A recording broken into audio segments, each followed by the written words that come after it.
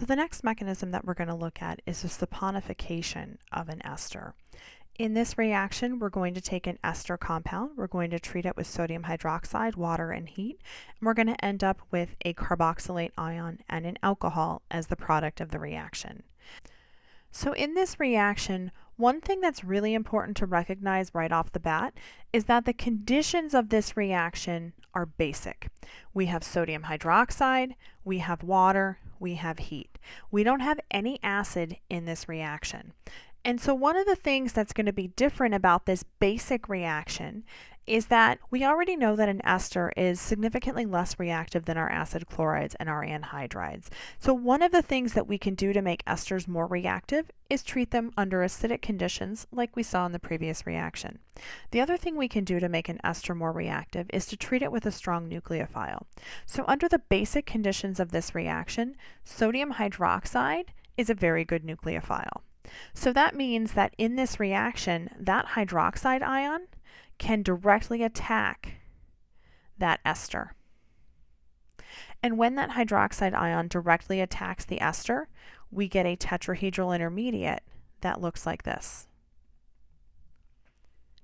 Now in the previous reaction, we were able to protonate our tetrahedral intermediates, but under the conditions of this reaction, we have no acid. So in this tetrahedral intermediate, just like our other ones, we have a carbon that's bonded to 3 oxygens. All 3 of those electronegative atoms are pulling electron density away from the carbon and destabilizing that carbon, so that the electrons in this oxygen are going to be very much attracted back towards this carbon. Now, if we look at our potential leaving groups that we have the possibility of kicking out an ethoxide ion if this group falls off. We have the possibility of kicking out a hydroxide ion if that group kicks off. And if you think about the pKa's of their corresponding conjugate acids, one of the things that you realize is that your hydroxide ion is actually the better leaving group in this case. But in this reaction, remember that all of these steps are reversible. So that in this reaction, if the hydroxide ion attacks and we get this tetrahedral intermediate can collapse, kick out that hydroxide ion, and send us right back to the beginning of this reaction. And if this reaction runs 100 times in a row, 99 of those times, it's probably going to just go back and forth between these 2 steps. But watch what happens in the one time when we do manage to kick off that ethoxide ion, like what you see right here. So if 1 out of 100 times this tetrahedral intermediate collapses and we manage to kick out that ethoxide ion, the product that we get out of this step of the reaction is a carboxylic acid plus an ethoxide ion. Now, this is a reversible step. This ethoxide ion could come back in and attack that carboxylic acid and get us right back to our previous tetrahedral intermediate. So what we know so far is that this step is reversible. This step is reversible. Both of those steps of the reaction are reversible. Now, what we have at this point in the reaction are strongly basic conditions. We have an ethoxide ion, which is a very strong base. We have a carboxylic acid. So right here we have a carboxylic acid. The word acid there is going to be really key. Here we have our ethoxide ion. And so this is the conjugate base of ethanol. Ethanol has a pKa of about 18. My carboxylic acid has a pKa of about 5.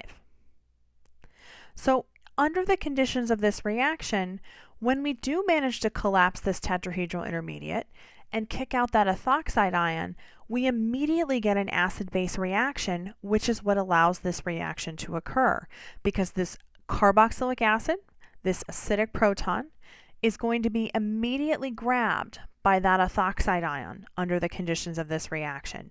We have lots of base floating around in this reaction, so that's going to grab that proton.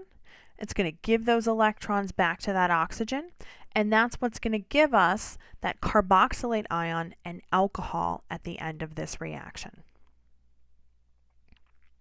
This final step of the reaction is irreversible.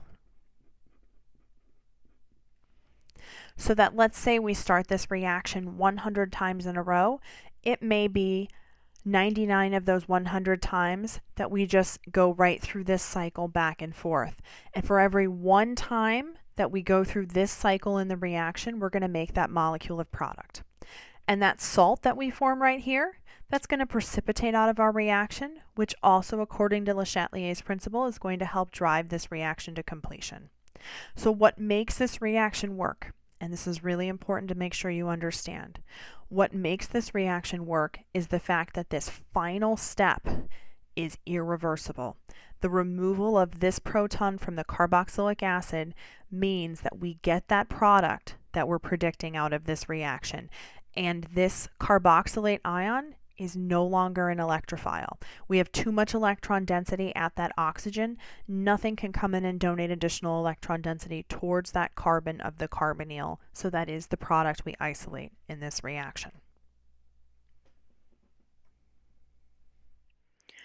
So the reason this reaction is called a saponification reaction is because this is how we make soap.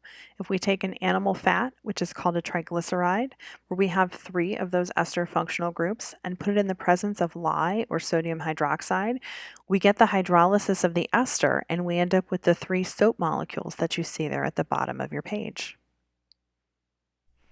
What I want you to do now is try to work through the mechanism on your own for the conversion of the ester to the amide, as well as the conversion of the ethyl ester to the methyl ester.